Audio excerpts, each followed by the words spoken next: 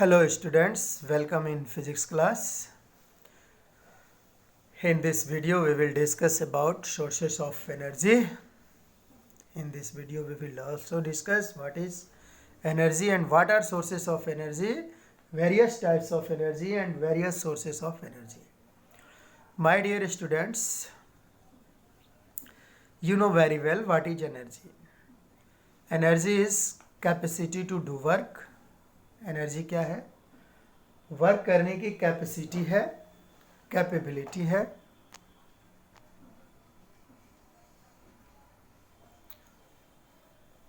My dear students, जैसा कि आप देख रहे हो कि एनर्जी इज कैपेसिटी और capability to do work. My dear students, एक थ्योरी है कंजर्वेशन थ्योरी, जो ये कहता है कंजर्वेशन ऑफ एनर्जी कि energy can neither be created nor be destroyed but it can be transferred from one form to another form. Energy को न तो डिस्ट्रॉय किया जा सकता है, न ही उसे क्रिएट किया जा सकता है, प्रोड्यूस किया जा सकता है, बट एक फॉर्म से दूसरे फॉर्म में उसे कन्वर्ट किया जा सकता है, चेंज किया जा सकता है। My dear students, sun is the ultimate source of energy. Sun हमारे अर्थ के लिए और सोलर सिस्टम के लिए एक अल्टीमेट सोर्स ऑफ एनर्जी है। इसी सन के एनर्जी से अर्थ पर लाइफ है। अगर सनलाइट नहीं होती, सन से एनर्जी नहीं आती, तो संभवतः इस फॉर्म में, जिस फॉर्म में हम लाइफ को देख रहे हैं, वो लाइफ नहीं होता। क्यों? क्योंकि देखिए, जो भी लिविंग विंग्स हैं वो सब एनर्जी कहाँ से ले रहे हैं? सन से ले रहे हैं एनर्जी। तो होता क्या है कि सन से जो एनर्जी आती है वो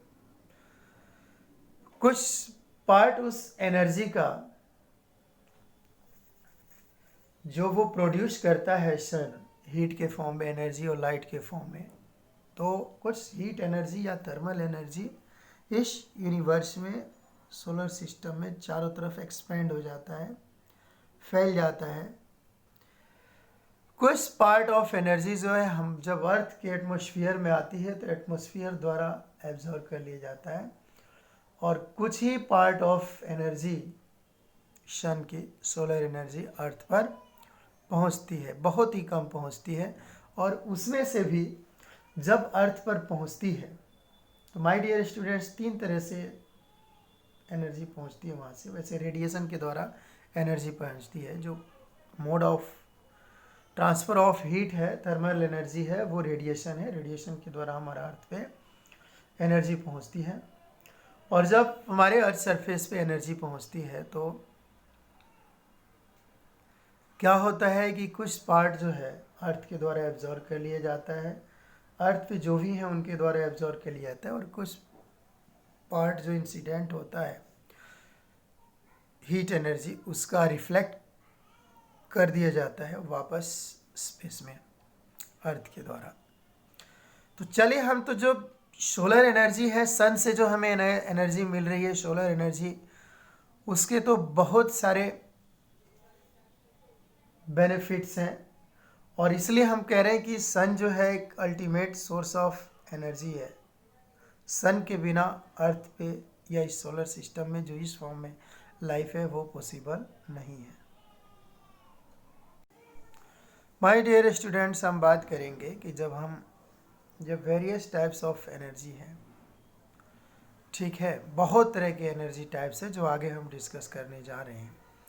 लेकिन हम जो एक गुड सोर्स ऑफ एनर्जी जो लेंगे, वो गुड सोर्स ऑफ एनर्जी क्या होनी चाहिए, उसके क्या फीचर्स होने चाहिए, क्या उसके कैरेक्टरिस्टिक्स होना चाहिए।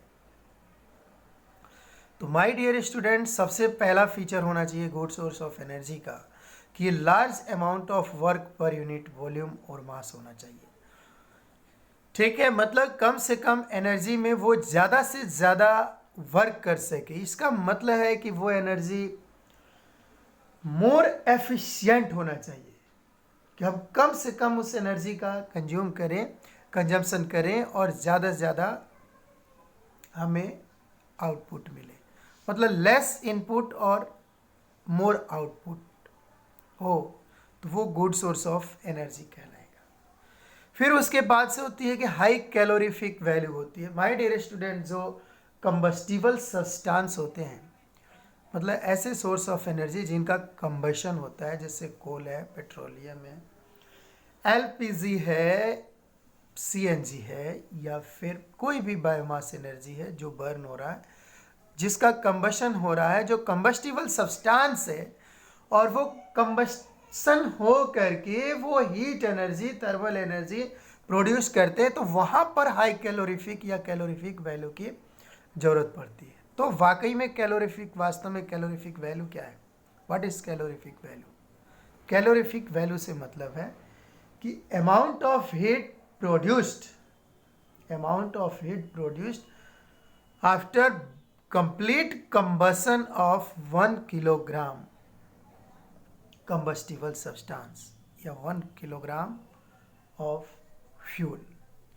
1 किलोग्राम फ्यूल को बर्न होने के बाद, कंप्लीट कंबशन होने के बाद जो हीट रिलीज होती है, हीट प्रोड्यूस होती है, उसे हम कैलोरीफिक वैल्यू कहते हैं। माय डियर स्टूडेंट्स, जो स्टैंडर्ड यूनिट है कैलोरीफिक वैल्यू का, वो है कैलोरी पर ग्राम, या किलो कैलोरी पर किलोग्राम, या जूल पर किलोग्राम भी है, ठीक है। बट माय डियर स्टूडेंट, जो ज़्यादा पॉपुलर या कन्वीनियंट यूनिट है कैलोरीफिक वैल्यू का, वो है किलो कैलोरी पर किलोग्राम। मतलब 1 किलोग्राम के कंप्लीट कंबशन के बाद कितना हीट प्रोड्यूस हो रहा है, वो उसका कैलोरीफिक वैल्यू होगा। माय डियर स्टूडेंट्स, अब हम उसी को गुड सोर्स ऑफ एनर्जी मानेंगे, प्रीफर करेंगे as a good source of energy जिसकी कैलोरीफिक वैल्यू अधिक हो, हाई हो, मतलब कम से कम हम सोर्स ऑफ एनर्जी लें और ज़्यादा से ज़्यादा हमें आउटपुट मिले। अब नेक्स्ट फीचर्स की बात करते हैं गुड सोर्स ऑफ एनर्जी की, वो है लो इग्निशन टेम्परेचर। क्या होना चाहिए? कि उसका इग्निशन टेम्परेचर जो है कम होना चाहिए, मतलब वो आसानी से फायर को कैच कर सके, ठीक है, इजिली जो है फायर को कैच कर सके। इग्निशन टेम्परेचर का मतलब क्या होता है my dear students? Ignition temperature का मतलब होता है कि वो मिनिमम टेम्परेचर जिस पर कोई combustible substance start to burn और स्टार्ट टू कैच फायर, मतलब वो टेम्परेचर जिस पर कोई सब्सटेंस जलना शुरू करता है, स्टार्ट करता है, उसे हम इग्निशन टेम्परेचर कहते हैं। तो जितना ही इग्निशन टेम्परेचर लो होगा, आसानी से उसका कंबशन हो जाएगा। तो हमें उस फ्यूल का यूज़ करना चाहिए जिसका इग्निशन टेम्परेचर लो हो। अब हम बात करते हैं नेक्स्ट फीचर्स की माय डियर स्टूडेंट्स, तो है इजीली एक्सेसिबल। मतलब उस एनर्जी सोर्स जो है, फ्यूल है, उसके पास उस तक सबकी पहुंच हो, आसानी से वो सब तक पहुंच सके, ठीक है। अब हम बात करते हैं इजी टू स्टोर। मतलब क्या होना चाहिए कि वो गुड सोर्स ऑफ एनर्जी तब कहलाएगा कि जब हम आसानी से उसे स्टोर कर सके, इजीली स्टोर कर सके बिना किसी प्रॉब्लम के। अब जैसे सपोज करिए कि हमारे पास हाइड्रोजन गैस है। अब जो भी सोर्सेस ऑफ एनर्जी हैं उनके अपने कुछ ड्रॉबैक्स होते हैं, कुछ एडवांटेज होता है। तो माय डियर, जैसे अगर हम बात करें एक हाइड्रोजन गैस की, तो हाइड्रोजन गैस जो है एक very good source of energy है, उसकी कैलोरीफिक वैल्यू भी काफ़ी हाई है, ठीक है। बट वो इजीली हम उसको स्टोर नहीं कर सकते हैं, और जब उसका कंबशन होता है तो क्या होता है, कंबशन जो होता है वो विस्फोट के साथ, एक्सप्लोड के साथ जो है कंबशन होता है, जिसे हम आसानी से उसको जला नहीं सकते, आसानी से हम उसको यूज़ नहीं कर सकते, और उसको स्टोर भी नहीं कर सकते। स्टोर हमने कर लिया और किसी तरह से अगर मिस हैपनिंग होती है तो वो बड़े लार्ज स्टेप पे होगी, बहुत ही मतलब डिस्ट्रक्टिव होगा उसका मिस हैपनिंग। तो क्या होना चाहिए कि जो जो गुड सोर्स ऑफ एनर्जी हम उसे कहेंगे जिसे हम आसानी से स्टोर कर सकें। ठीक है, अब हम बात करेंगे और फिर जो नेक्स्ट जो फीचर्स है, कैरेक्टरिस्टिक्स है source good source of energy की, वो ये है कि इजी टू ट्रांसपोर्ट, जिसे हम बड़ी आसानी से क्या कर सकें, ट्रांसपोर्ट कर सकें, जिसका ट्रांसपोर्ट आसानी से हो सके, एक जगह से दूसरी जगह तक उसे कैरी किया जा सके, वो गुड सोर्स ऑफ एनर्जी है। माय डियर स्टूडेंट्स, ये सब चीज़ें हो और बहुत ही कॉस्टली हो, बहुत ही एक्सपेंसिव हो, तब भी हम उसे वियर या अफोर्ड नहीं कर सकते। तो इसका मतलब हुआ कि जो नेक्स्ट जो एक कैरेक्टरिस्टिक्स है गुड सोर्स ऑफ फ्यूल की या गुड सोर्स ऑफ एनर्जी की, वो क्या होना चाहिए, इकोनॉमिकल होना चाहिए, चीप होना चाहिए, सस्ता होना चाहिए।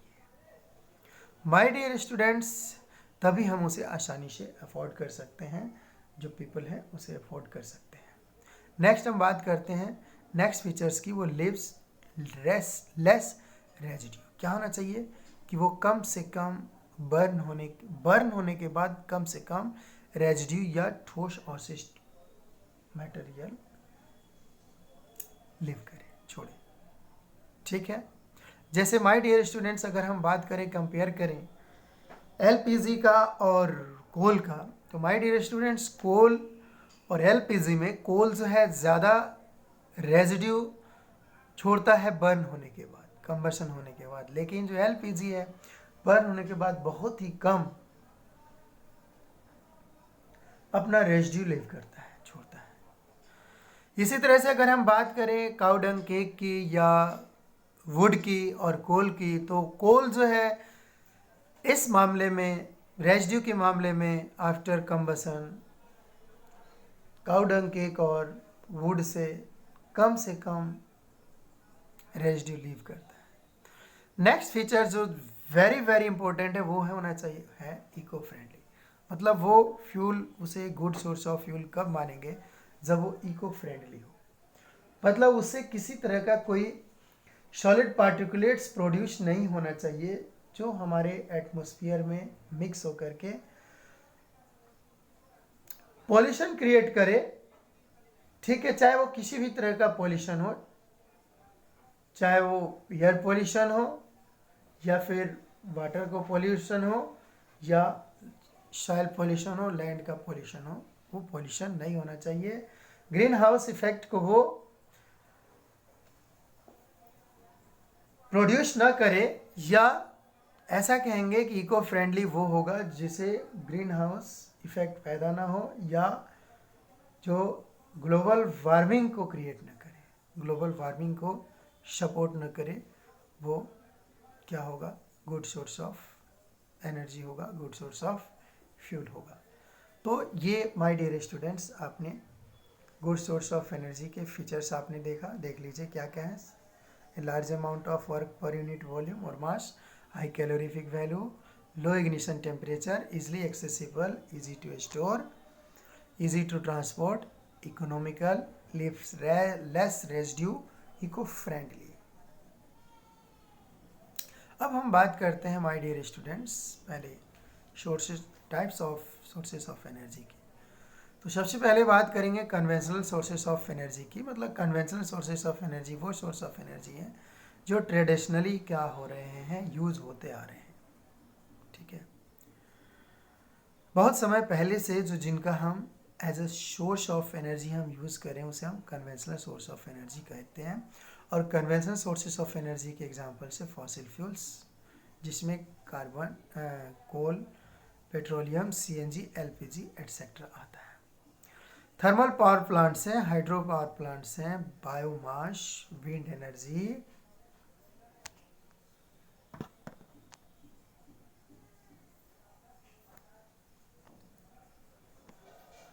अब माय डियर स्टूडेंट्स हम बात करेंगे non conventional sources of energy की। Non conventional sources of energy से मतलब है माय डियर स्टूडेंट्स कि जिसका पहले यूज़ नहीं होता था, ट्रेडिशन में नहीं था, हमारी परंपरा में नहीं था इसका यूज़ करना, जो अब यूज़ हो रहा है। माय डियर स्टूडेंट्स, यहाँ पे देखिए सोलर एनर्जी दोनों तरह का है, कन्वेंशनल और नॉन कन्वेंशनल दोनों टाइप के सोर्स ऑफ एनर्जी में आता है। माय डियर स्टूडेंट्स, क्यों? अब क्वेश्चन अराइज होता है कि ये कन्वेंशनल और नॉन कन्वेंशनल दोनों टाइप का क्यों है सोलर एनर्जी। तो माय डियर स्टूडेंट्स, आप देखिए, अगर हम सोलर एनर्जी का, सोलर हीट का, सोलर टर्म्स का, अगर हम ग्रेन्स को, कॉर्न्स को, वाटर को इवापोरेट करने के लिए या फिर ड्राई करने के लिए क्लॉथ्स को या ऐसी चीज़ों को अगर हम यूज़ करते हैं जो ट्रेडिशनली यूज हो रहा था, तो उसे हम कन्वेंशनल सोर्स ऑफ एनर्जी में कंसीडर करेंगे। लेकिन माय डियर स्टूडेंट्स, जो लेटेस्ट जो ट्रेंड्स हैं, जैसे फोटोवोल्टाइक सेल में अगर हम यूज़ करते हैं, फोटोवोल्टाइक सेल का अगर हम यूज़ करते हैं, सोलर पैनल का यूज़ करते हैं, ठीक है, सोलर एनर्जी को इलेक्ट्रिकल एनर्जी में कन्वर्ट करने के लिए, तो यहाँ पर ये non conventional source of energy में आएगा। माय डियर स्टूडेंट्स, फिर मैं आगे बताऊं कि अगर हम सोलर कुकर या सोलर हीट कंसंट्रेटर या सोलर हीट फर्नेस का अगर हम यूज़ करते हैं, तो वो non conventional source of use होगा, क्योंकि इस तरह का यूज़ पहले नहीं होता था। ये साइंटिफिक इम्प्रूवमेंट या डेवलपमेंट के बाद से सोलर एनर्जी का, फोटोवोल्टाइक सेल का यूज़ करके हम या सोलर पैनल का यूज़ करके हम इसे इलेक्ट्रिक करेंट में, इलेक्ट्रिकल एनर्जी में कन्वर्ट करते हैं। तो ये non conventional source of energy. इसी तरह से सोलर कुकर का यूज़ करके या सोलर हीट कंसंट्रेटर का यूज़ करके या सोलर हीट फर्नेस का यूज़ करके अगर हम वाटर को बॉयल करते हैं और इलेक्ट्रिसिटी जनरेट करते हैं या फूड को कुकिंग करते हैं, तो माय डियर स्टूडेंट्स, वो क्या होगा? Non conventional source of energy होगा। तो माय डियर स्टूडेंट, नेक्स्ट अब हम बात करते हैं non conventional source of energy की। तो टाइडल एनर्जी है, वेव एनर्जी है, ओशन थर्मल एनर्जी है, जियो थर्मल एनर्जी है, न्यूक्लियर एनर्जी है। All these are the examples of non conventional sources of energy. अब दूसरे तरीके से भी हम सोर्सेस ऑफ एनर्जी को क्लासिफाई कर सकते हैं, और इसका बेस है कि हमारे पास ये लिमिटेड अमाउंट में है या नहीं है। क्या लिमिटेड अमाउंट में है या अनलिमिटेड अमाउंट में है? मतलब हम इसको लगातार यूज़ करते हैं, कंटिन्यूस एग्जॉस्ट करते हैं, तो क्या ये इनका एंड हो जाएगा या नहीं होगा, ये ख़त्म हो जाएंगे या नहीं होंगे? तो वो है, ये हमारा बेस है। इस तरह से हम इसको क्लासीफाई करें। तो पहला, एग्जॉस्टिबल सोर्स ऑफ एनर्जी। तो एग्जॉस्टिबल सोर्स ऑफ एनर्जी में माय डियर स्टूडेंट्स, मतलब वो सोर्स ऑफ एनर्जी है जिसे हम अगर कंटिन्यूस उसका हम एग्जॉस्ट कर रहे हैं, यूज़ कर रहे हैं, यूटिलाइज कर रहे हैं, एक्सप्लॉइट कर रहे हैं मोर देन नीडेड, तो वो कुछ ही समय में क्या होगा? वो फिनिश हो जाएगा, ख़त्म हो जाएगा, और उसे हम फिर से दोबारा लेबोरेटरी में साइंटिफिक मेथड से हम उसे प्रोड्यूस नहीं कर सकते हैं। तो वो क्या होगा माय डियर स्टूडेंट्स? वो एग्जॉस्टिबल सोर्स ऑफ एनर्जी होगा। और एग्जॉस्टिबल सोर्स ऑफ एनर्जी के एग्जांपल से बायोमास, जिसमें coal, petroleum, CNG, LPG, PNG etcetera आता है।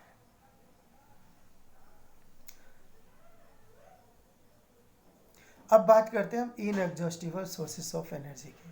तो इनएग्जॉस्टिबल सोर्सेस ऑफ एनर्जी का मतलब है कि ये या तो अनलिमिटेड अमाउंट में है या फिर इनका रिसाइकल हो रहा है, जो हम इधर से यूज़ कर रहे हैं, और दूसरी तरफ से क्या हो रहा है? लगातार वो प्रोड्यूस होता जा रहा है, जो कभी एग्जॉस्ट नहीं होगा, फिनिश नहीं होगा, चाहे हम उसे कितना हो यूज़ करें।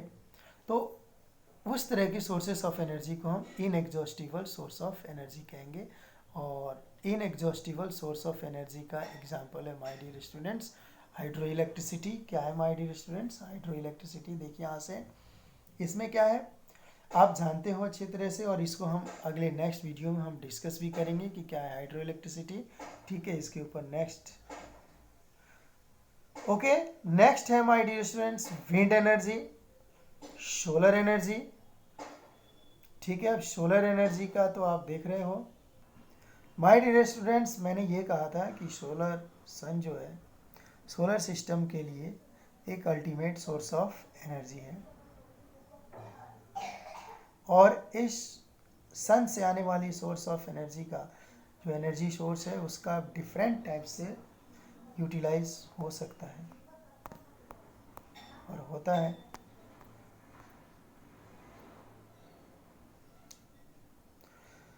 नेक्स्ट है इनएग्जॉस्टिबल सोर्स ऑफ एनर्जी में, वो है tidal energy. Next wave energy, ocean thermal energy, geothermal energy and nuclear energy. My dear students, हम थोड़ा जो बेनिफिट्स ऑफ सोलर एनर्जी है उसका हम बताते हैं आपको।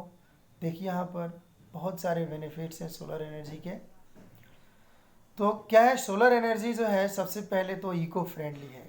किसी भी तरह का कोई पॉल्यूशन या हमारे एटमॉस्फेयर में, एनवायरनमेंट में, या सॉइल में, एयर में, या वाटर में किसी भी तरह का कोई हार्मफुल या कोई भी कंटेमिनेंट या सॉलिड पार्टिकुलेट्स मिक्स नहीं करता है। 100% इको फ्रेंडली है। माय डियर स्टूडेंट्स, नेक्स्ट जो फीचर है सोलर एनर्जी का वो है इकोनॉमिकल है। बस एक बार आपने इंस्टॉल कर लिया अपने हाउसेस में, स्कूल्स में, कॉलेज में या इंडस्ट्रीज में, तो बस इंस्टॉलेशन कॉस्ट ही है, उसके बाद से बस मेंटेनेंस कॉस्ट है। बाकी जो उसका और अलग से कोई इसमें कॉस्ट नहीं है, इसलिए जो है मोस्ट इकोनॉमिकल जो है सोर्स ऑफ एनर्जी है solar energy.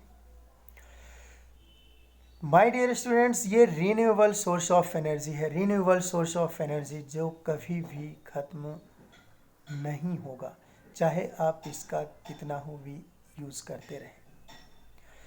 Clean source of energy है, zero carbon emission.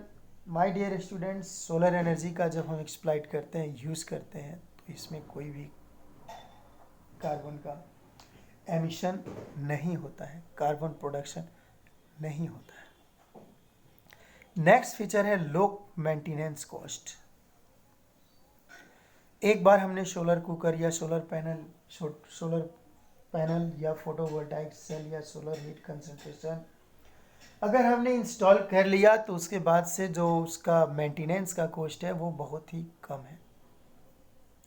Less dependence of fossil fuels. My dear students, क्या है कि अगर हम सोलर एनर्जी पर अपनी डिपेंडेंस बना ले, तो जो अदर सोर्सेस ऑफ एनर्जी है जो कभी ना कभी एग्जॉस्ट हो जाएंगे या जो इकोनॉमिकल नहीं है, जो हमारे लिए इको फ्रेंडली नहीं है, उनसे, उनके ऊपर से हमारी डिपेंडेंस, हमारी निर्भरता क्या होगी, कम होगी।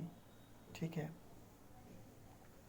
माय डियर स्टूडेंट्स, इतना ही नहीं, इसके बहुत सारे फीचर्स हैं कि जो ये ऐसा सोर्स ऑफ एनर्जी है सोलर एनर्जी जो हमें फ्री में मिलता है, फ्री ऑफ कॉस्ट मिलता है।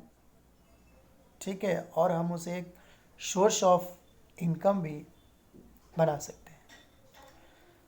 घरों पे, स्कूल, कॉलेज के रूफ टॉप पे क्या कर सकते हैं हम, फोटोवोल्टाइक सेल अप्लाई कर सकते हैं और उस सेल का हम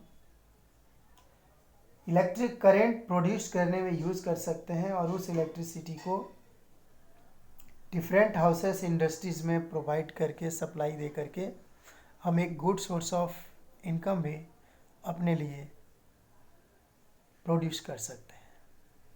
और माय डियर स्टूडेंट्स, बिना किसी इनपुट के लगातार एक बार बस उतना ही खर्च आएगा, बस इंस्टॉलेशन कॉस्ट आएगा। ओके माय डियर स्टूडेंट्स, अब हम नेक्स्ट वीडियो में 1 बाय 1 जो every types of sources of energy है उसके बारे में हम डिस्कस करेंगे। ठीक है, इसमें हमने बस एक ब्रीफली क्या है एनर्जी, क्या है सोर्स ऑफ एनर्जी और different types of source of energy है, इसके बारे में बताया अभी। ठीक है, अब हम 1 बाय 1 नेक्स्ट वीडियो में डिफरेंट जो सोर्सेस ऑफ एनर्जी उसके बारे में बताएंगे। Okay, thanks.